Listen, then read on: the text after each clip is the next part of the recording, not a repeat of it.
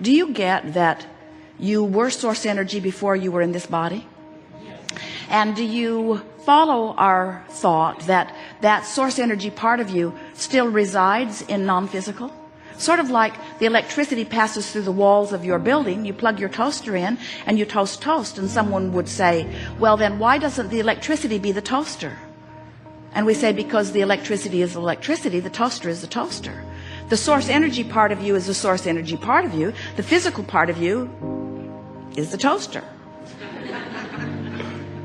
But it all works together, because here in your physical expression, you are exploring. You are out here on the leading edge.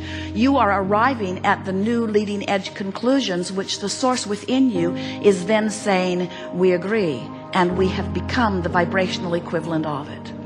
You'd have to stand back pretty far in order to know what we know about the creation of things, about the creation of your planet, about the creation of what you call life on planet Earth. But we want you to know everything that is what you call manifestation, knock on wood, physical stuff that you can discern with your physical senses.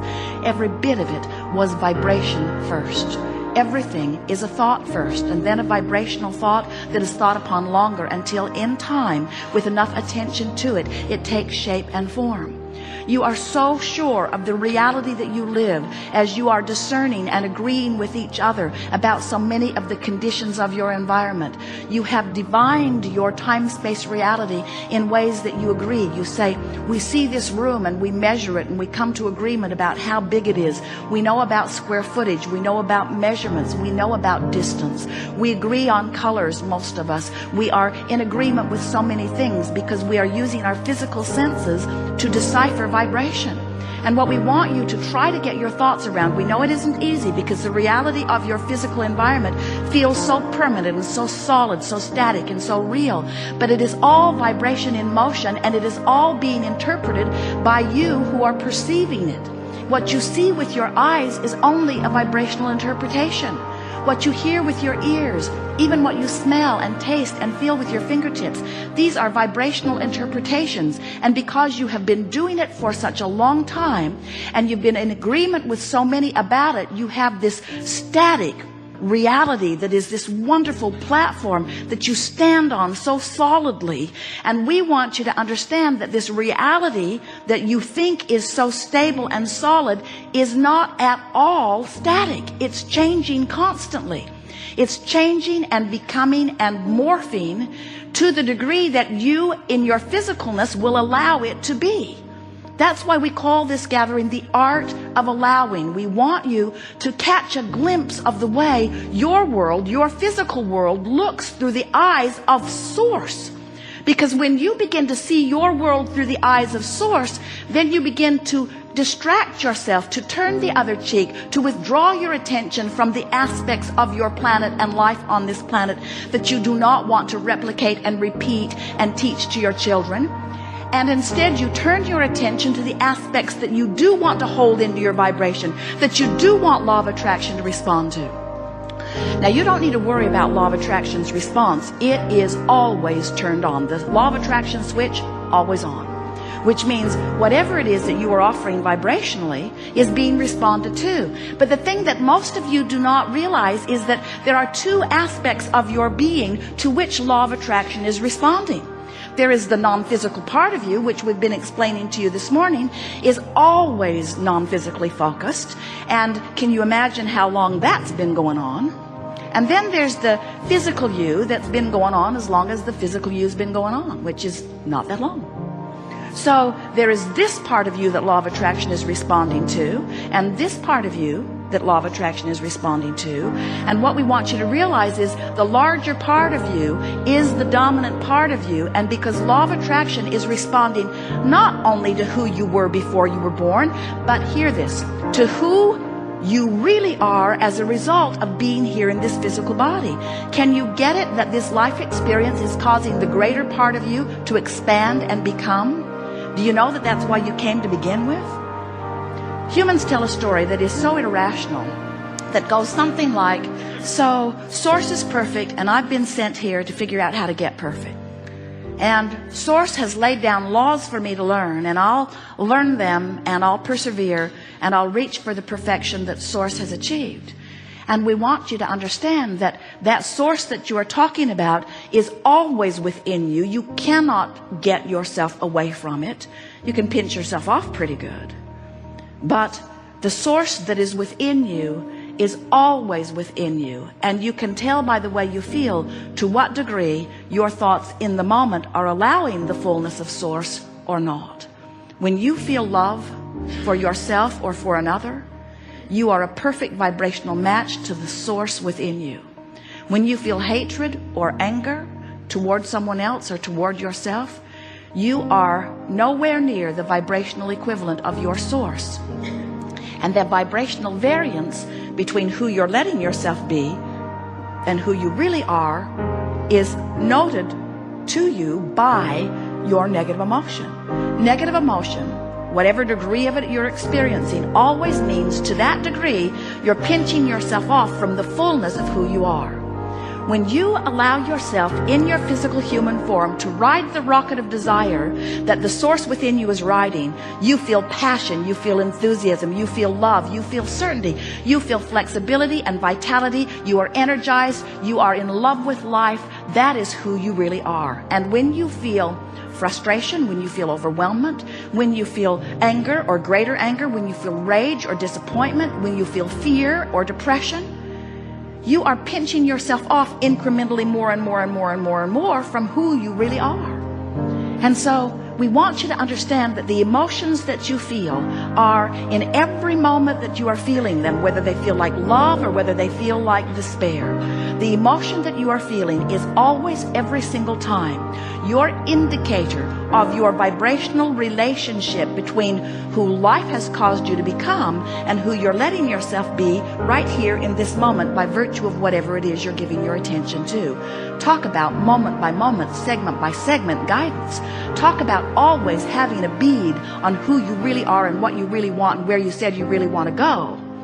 In other words, this is sophisticated guidance that is with you always once you learn to read it. Your navigational systems in your vehicles are similar. They know where you are. They know where you are. And you program in your desired destination, and the system calculates the route between where you are and where you want to be. And your guidance system is the same way. Here you stand, maybe with not enough money, or with a relationship that feels awful, or with a bodily condition that isn't pleasing you or is frightening you. Here you stand in that contrasting experience, sending out rockets of desires constantly for an improved experience. More rockets now than ever before, because knowing what you don't want helps you to identify what you do want.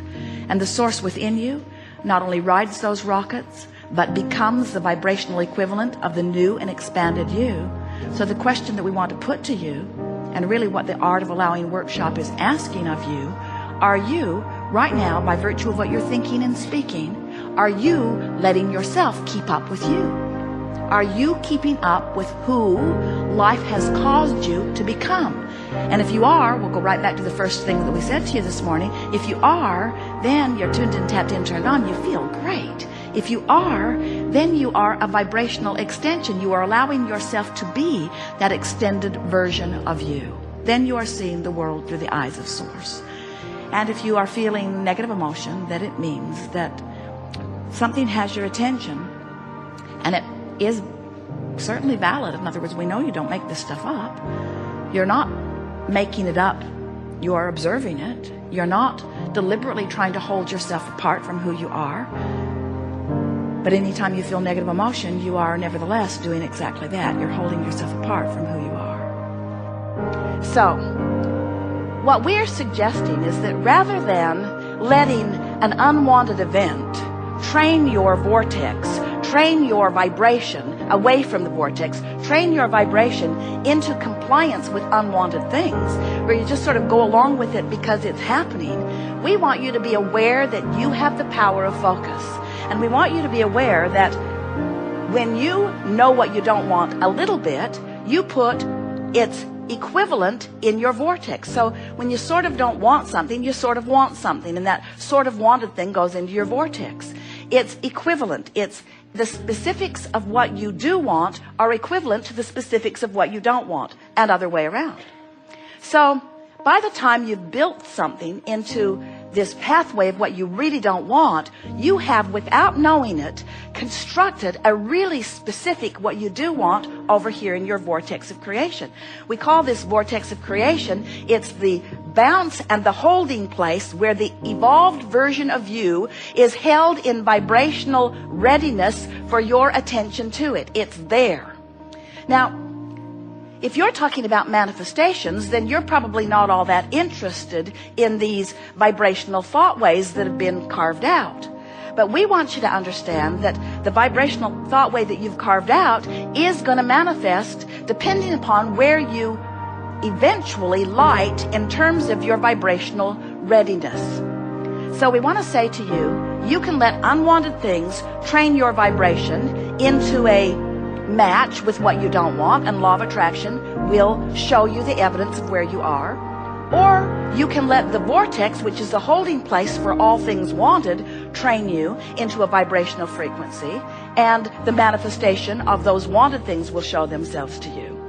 But what we really want, what we really want, what we want more than all other things put together, what we want, Jerry's always saying, Abraham, what do you want? What we want, what we want, what we want, what we want, what we want, what we want, is that you will accept the construction of these thought ways prior to their manifestation. Because if you will accept the thought ways of these creations, if you will accept the creation of your vortex, if you will accept the creation of the unwanted things, if you will accept that they are being created by your attention and therefore by your creation of thought ways, if you will accept that they are being created long before they manifest, and you will pay attention to how you feel during the creation process, not only two things will happen, two really good things. One so much better than the other, but we're in disagreement with you about which one is the better thing. Two things will happen. One thing is sure, the manifestation of what you're focusing upon the most will happen. It will happen. It's law. It will happen. It's a done deal. It's a sure thing. It will happen. You will get what you are vibrationally active about. Better said, you're getting what you are vibrationally active about. So one thing, it will manifest. But the other thing is, and this is our favorite part of all of this, is that when you accept that this vortex is spinning and that this vortex contains the I know what I do want part of everything that you've been living, when you accept that and you let that vortex train you into vibrational compliance or alignment, then every step of your journey, even before the manifestation begins to reveal itself to you, is fun. It's pleasurable. You're frisky, you're full, you're inspired, you're enlightened. You feel that energy, you feel that enthusiasm, you feel that passion. You feel what a creator feels when you're moving in the direction of who you really are. So we want to remind you that the emotions that you feel are nothing more than, and oh, is it ever important what they are? They are nothing more than your indicator about whether you're moving down a thought pathway towards something unwanted or whether you're moving down a thought pathway towards something that you are wanting. In other words, every time you feel negative emotion, it always means the same thing.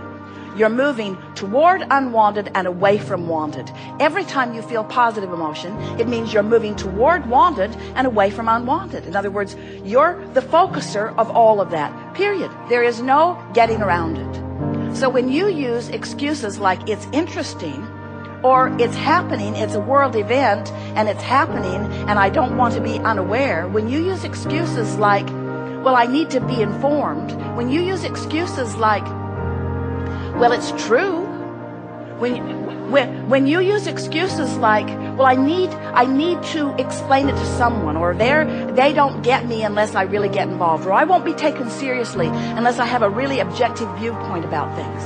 There are all kinds of such flawed reasoning, bogus reasons that you use for your explanation of why you focus away from who you are, that we come and get a little rowdy in our explanation that you are the creator of your experience.